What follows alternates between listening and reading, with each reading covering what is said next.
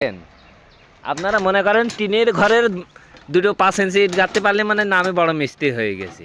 এই যে দেখেন এখানে যে কাজটা হচ্ছে একে ইঞ্জিনিয়ারিং ভাষায় একে বলা হয় ডাইলসি, আর আমাদের বাংলা ভাষায় বলা হয় যে এটা ছামছেট র্যাক বা এই যে দেখুন এই ডাইলসিতে আপনার কত ধরনের রড ব্যবহার করা হয়েছে।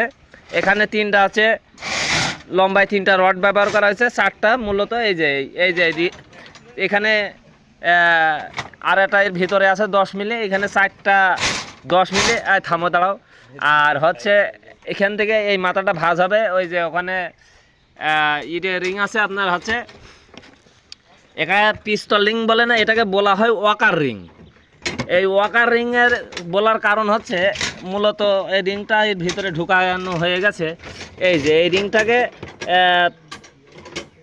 4-5 ভাঁজে ভাঁজ দিয়ে এই রিংটাকে ওয়াকার রিং বানানো হয়। এই রিংয়ের নিচে ব্লকের কাজটা সব ওকে থাকে, এটা ইঞ্জিনিয়ারিং ভাষায়। এই যে এখানে আমরা লিনটেনে রড ব্যবহার করা হয়েছে 4টা 12 মিলি। এই যে দেখুন লিনটেনে পুরা লিনটেনে 4টা করে 12। আর কিছু বোকাচোদা মিস্ত্রি আছে টিনের ঘরে 2টো ইট গাঁথতে পারে না, আবার বড় বড় ভাব নেয় যে না আমি বড় মিস্ত্রি।